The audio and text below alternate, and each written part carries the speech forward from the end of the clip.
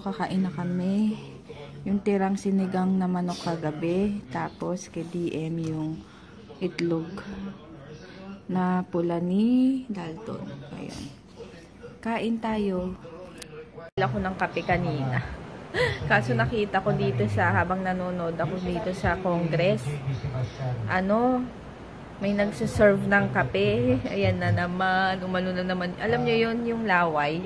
Yung gumaganon. Grabe. Yan, napatimpla na naman ako. Nanonood lang ako nitong sa Congress. Pasensya na pala. May nag-comment. Di pa ako nag-reply. Mahina daw yung boses ko. Hindi ko alam kasi minsan hindi ko namamalayan humihina pala or talagang mahina talaga yung boses ko.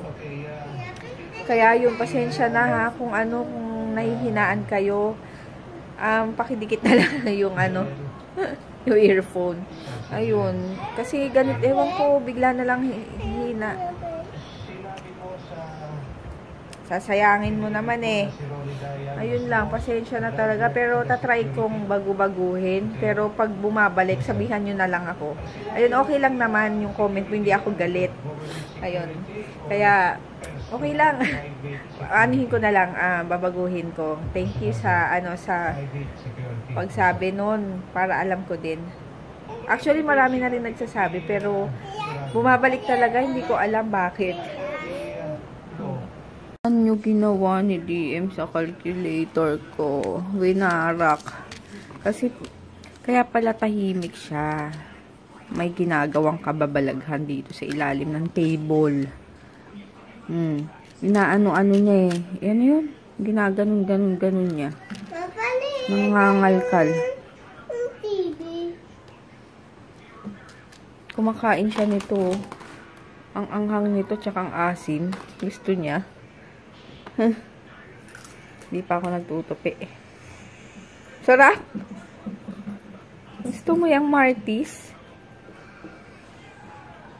Yun, nagluluto ako at meron akong, ayan yun. Ano yun? Ano yun? Talong. Talong. Tapos sa dada mo. Yan. Egg na white. Ba?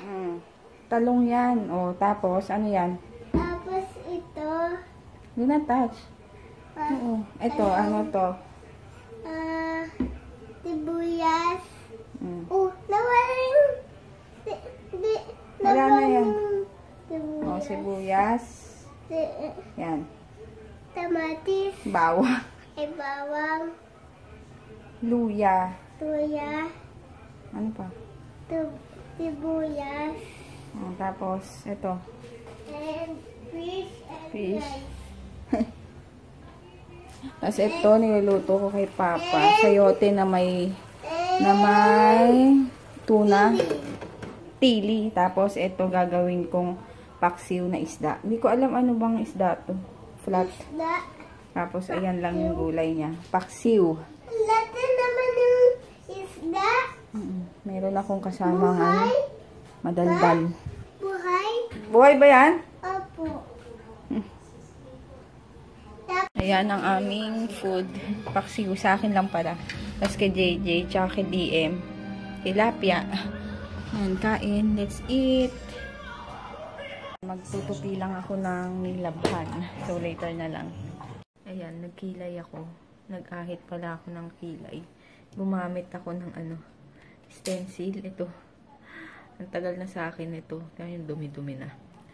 Gumamit ako para lang mapantay ko. Yung pag-ahit, alam nyo yun. Kasi pag walang ganyan, tas nag-ahit ako. Hindi kung saan-saan na yung natatanggal ko. Kaya gumagamit pa ako ng ganyan. Pwede na.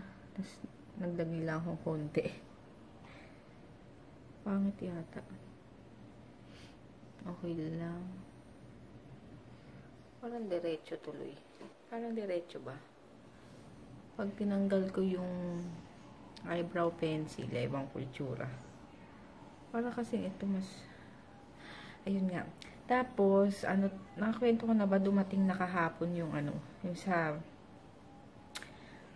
Baguio, yung tapos ngayon, nag-message kanina yung taga Cebu, dumating na sa kanya kagad. Kaya nagulat ako kasi ang bilis, saktong 3 days or kailan ba siya nagpadala? O 3 days yata sakto. Kasi pangalawang order na rin niya sa akin nun. Yung una nagka-problema, tumagal kasi nag-leak daw yung yung item. So naka-hold. Yun nagka-problema nun. Ang nun is to go. As usual, to go na naman. Tapos kanina sabi ko, himala, bakit ang bilis? Ang bilis dumating. Sabi niya, send daw yung sa kanya. Nagpadala. Nag-deliver, send daw, hindi to go. Kaya sabi ko, ang problema na talaga is to go. Kaya, ayun, parang na tuloy ako magpadala sa kanila. Pero pag send, tatanong ko nga dun sa rider, kung pwedeng send na rin. Pwede ba yun? Mag-request ako na send na pag send na ang mag-deliver kapag provincial. Kasi depende kung meron sa place yata. Basta yung tatanungin ko. Tapos, kaya etos may umorder ulit ng isa kanina. So, sabi ko, kapag lumabas kami, JRS ko na lang siya ipapadala kasi mas sure ako dahil nga 'di ba ang JRS kahit sa probinsya naman meron. Tapos ayun, sabi ko sa kanya, okay lang ba kasi sasakto kung lalabas kami dahil malayo dito sa amin yung yung JRS. So ayun, tsaka pag lumabas ako, kunyari ako lalabas, walang lalabas sa amin kung ako lang, tricycle ko hanggang dun sa JRS is 35. So, papunta pabalik 35. So, magsi 70 pesos na ako. So, lugi. Kapag ganun. Kaya hinihintay ko na lang na yung lalabas kami mismo para wala na akong ng commute. Ay, yung pa ako, di ba? Magka-tricycle pa. Tapos, magkano rin yun? 70. Tapos, yun. Kaya sabi ko, pwede, okay naman daw. Kaya, ayun, buti na lang mababait yung yung buyer. Dahil, hindi ko alam kung pag-iba yan na hindi makaintindi. Baka awayin na ako. Tapos, ayun nga, ano pa ba yung sasabihin ko? Ano ba yung sasabihin ko? Ayun nga, tapos, ang JRS kasi, di ba, wala namang pick up sa bahay. Wala yata. Tapos, yung iba, nagsuggest si Sis Faye. Sabi niya, try ko daw yung fast track, A-best. Tsaka, ano pa ba yung isa? Zoom. Kaso, tinignan ko yung mga provincial rates nila. Ang mamahal, 135 yung pinakamababa nila. So, sabi ko, ayoko naman kumuha ng courier na mahal ang shipping, lalo na pag provincial kasi, 'di ba? Parang kahit ako yung bibili, isang item lang mas mahal pa yung shipping fee. Syempre maaano ko na hindi na bumili kasi nga ang mahal, tapos isa lang yung bibilin mo. Mahal, kaya sabi ko sa kanya, mahanap na lang ako yung yung mura talaga na sure. Yung JRS naman depende yata sa bigat or dun sa pack. Pero yung last time na tinanong ko, 110 din ang provincial nila. Kaso, ang problema nga lang is, lalabas ka pa. So, hindi kagaya ng sa send, magpipick up na dito sa bahay. So, sila na bahala mag-dispose pa provincial kung kaninong courier. Ayun lang. Ang hirap kasi pag pag provincial, nakakadala kasi yung to go. Buti na lang talaga, dumating na yung sa Cebu. Kasi, yung first na nga niya, di ba, nagka-problema. Tapos ngayon, wala. Dahil nga, send daw yung kuha. Ay, nag-deliver pala. Ay, meron pa ako. Wait na.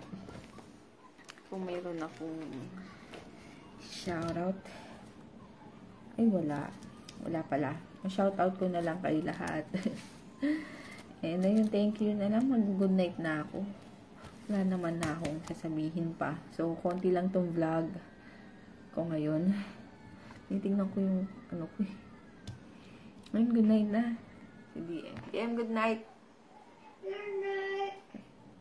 Ayun, bukas na lang. See you tomorrow.